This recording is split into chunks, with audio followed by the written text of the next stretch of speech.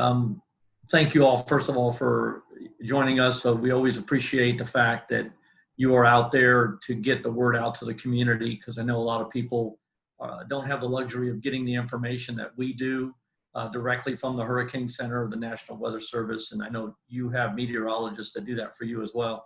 But the general public, they just see a quick news story about it. They see the track, and the track can be concerning to a lot of people. But we want people to be prepared. The county's been monitoring the tropics, obviously, very carefully throughout this whole season since it began, and even before. We had a couple storms in May. And keeping in mind that we're dealing with the COVID-19 situation, it really presents some challenges. So we started talking about this back in early March, April, and working with the state and the CDC and the health department and all of our surrounding counties on how we could partner and still accomplish the things that we have to accomplish during a hurricane threat that we do normally. But we learned a lot of lessons from Irma, and we've applied those. But COVID presents an even bigger challenge. As you already know, you've reported on this, that our shelter or evacuation centers, as we call them in Sarasota County, the space, the capacity has been diminished because of COVID-19 and because we have to employ social distancing and masks and sanitation and a bunch of other new things. So it's going to limit our capability.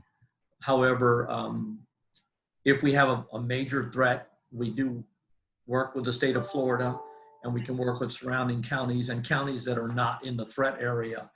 Florida's a big state. The hurricane typically does not affect the entire state. There are areas that will remain untouched. So those areas would work with us and the state to direct people to those locations for safe sheltering if we had to do something above our capability. For this storm that we've been watching, up until last night, it was just a potential tropical cyclone. I guess it reached its potential at 11 o'clock last night, and they were able to determine that it had enough strength to be a tropical storm. So it was named. The track has shifted to the east over the last couple of forecasts, which is good for us, not so good for people on the East Coast, but better for us. I mean, presently, Sarasota County is outside of the 5-day cone. And as the storm gets closer to the peninsula, the cone will narrow, as you all know. So less and less likely that we're going to have major impacts. But the storm is very broad beyond the cone. So we could get some wind. We could get some rain. Fortunately, the Weather Service tells us that our water bodies, rivers, and lakes in the area can have the capacity to do it. But nonetheless, Sarasota County has taken measures. Our stormwater public works folks have gone out, lowered levels in the celery fields and things like that, checked the drainage ditches to make sure that if we do get that rain, it can flow out.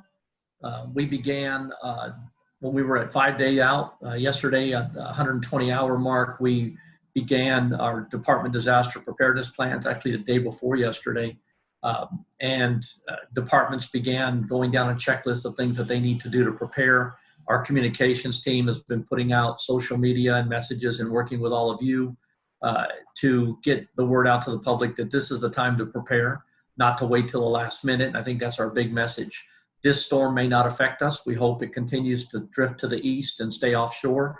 We actually hope that it gets broken up enough over the next 24 hours over the island of Hispaniola and Dominican Republic and the mountains, and just becomes a blob of nothing that doesn't really affect anybody, but it could retain its strength. There are conditions northwest of it that are more favorable for development, especially if it got into the Gulf. So we continue to watch it. Right now, we're just, like we say, we're leaning forward. We are communicating with our partners. We're doing a National Weather Service webinar every 6 hours to get the latest updates on how it could affect our area. The state is conducting conference calls at 11:15 and 5:15 with all emergency management agencies in every county, and in conjunction with the COVID-19 information that we're putting out. So the key right now is keep everybody informed, stay prepared, monitor it. If we have to take action, we will do that. But right now, it's just a lot of information that needs to develop from this storm for us to determine whether we need to take any protective measures. Well, again, the public needs to use this as a lesson, even if it doesn't come here, that it's time to prepare. and to go get their supplies and not wait till the last minute. With that, I'll take any questions that you might have. If I can jump in really quick, we did have a couple that were submitted before the start, and I just want to make sure those get addressed. We did get a question about how COVID has altered preparations. I know you kind of addressed it, but do you mind just touching base on that one more time for us to make sure that we've got those details? Yeah, well, because of the social distancing requirement, limiting the amount of people that can be in a particular structure, we've lost about 50% of our capacity. To give you an idea, our 11 evacuation centers that we open up simultaneously can hold about 30,000 people based on the measurements that the school district has taken with us in determining our capability. This cuts that down to about 15,000 because instead of using 20 square feet per individual, we have to expand that to about 40 or more.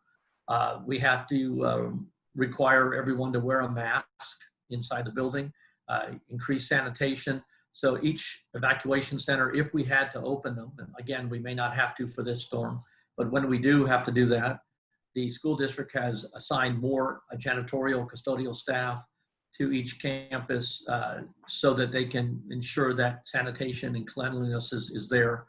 And we're going to need the public's cooperation, and if they come, and we want them to consider that because of the diminished capacity, they need to try to use the shelter as a last resort. Try to go to a friend or family member's house, leave the area, go to a hotel outside the area if you can. If you can't do that, of course, the evacuation centers are there, and we will have school district and county staff along with some additional staff. We realized that we won't have full staff capacity because of various reasons with COVID. So we would look for augmentation of that staff. The state has made a plan that today, at the end of business, they will shut down all state testing sites, mobile testing sites throughout the entire peninsula, because they don't know exactly where the storm threat is going to be, and they need to give those places the ability and the time to pack them up properly and secure everything.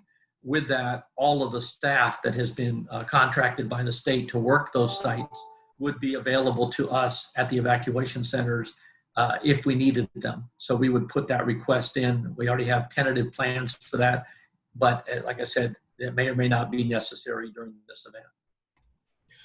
So and we got another question asking if you knew if anyone from the East Coast had started coming over and seeking shelter in Sarasota County at this time. Not that we are aware of. There's a possibility. I've had personal contacts on the East Coast ask me what I thought about this, and I've directed them to their local county emergency management agency and their local media to see what the effects are going to be there. If they're looking at a tropical storm, not really that much of a threat. It can be a big rain event, could be a flood event in some areas. So each person needs to look at their own vulnerability, their own situation differently. There may be a little bit of storm surge if that storm skirts the coast, even if it's way offshore. So people that live directly on the beach may want to move further inland. But we haven't had any specific requests yet. Typically, if there's a major threat like that, a county will ask for that assistance, and the state will ask the counties that are outside of the threat area to provide that host sheltering capability. But at this time, we have not received any of those requests. Thank you. Two-part question here. How many people in Sarasota County live in an evacuation zone? And do we know how many people went to shelters during Irma? Well, the first question's a little difficult without any reference material in front of me, but I can tell you that we do have an evacuation study that has been updated as of 2017, and they do take into account the typical growth of a community and the census data. So we have about 450,000 people in the county, and about 300,000 of those people are in one type of evacuation level or the other. I believe there's about 125,000 or so in level A, which is the barrier islands and the areas close to the intercoastal waterway. But as you get higher up in the levels, there's more people, and that would be depending on what storm we're getting. For Irma, prior to Irma, we only had about 3,000 to 4,000 people max, and we only opened 4 general population shelters and had about 150 pets in the history of Sarasota County and hurricane operations. During Irma, we ended up opening up our shelters in phases like we typically did, and discovered that we needed more space because people were coming in from Charlotte County, Lee County, Collier County, Miami-Dade, in areas where they wanted to move further away from the threat of the storm. And we ended up with 20,000 people in 13 total evacuation shelters. 11 general population and 2 medical needs or special needs. We had 3,000 pets. So, you know, a storm like Irma, I think it had been a long time since a major threat like that, and it caused a lot of people to seek that shelter. One of the things that I'd like to tell you that we did learn from Irma too was a lot of people sought shelter in our evacuation centers that didn't need to. They didn't live in an evacuation level. They didn't live in a mobile home, RV, or boat. They lived in a home that was built under the Florida Building Code. They even had hurricane shutters. They just didn't put them up. They just went straight to the evacuation center. So our education over the last couple of years since Irma has been, check out your house. If you can stay in your home, you'll be more comfortable in your home with your hurricane shutters up, your hurricane rated garage door, your hurricane supplies, and invite friends or family over that live in one of those other categories of homes I mentioned to give them an opportunity to stay in a safe location and not have to go to an evacuation center. Evacuation center is the lifeboat. It should not be your first choice. Awesome. Thank you, Ed.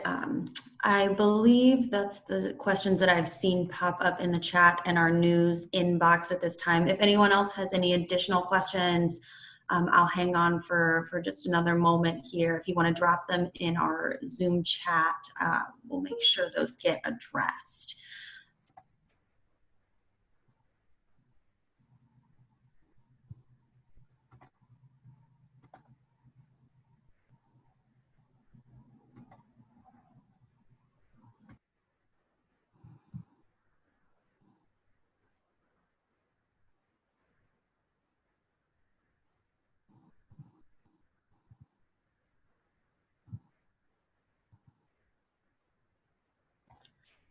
All right, not seeing any pop through. So with that, we will go ahead and end this media availability. Thank you everyone so much for joining us. Do really appreciate your quick answers and flexibility today. Ed, thank you very much. We do appreciate your time. If there's anything else you'd like to add. Well, I'd just like to say thank you to our media partners for continuing to inform the public, and appreciate if you would continue to push that message of preparedness. This may not be our storm, fortunately. That could change, but if it is or isn't, people should be prepared. Don't wait till the last minute. You know, I said yesterday, if you thought the toilet paper left the shelves quickly during COVID, just wait till the bottled water starts flying off the shelves. Please go get your supplies now. Don't wait till the last minute. Thank you.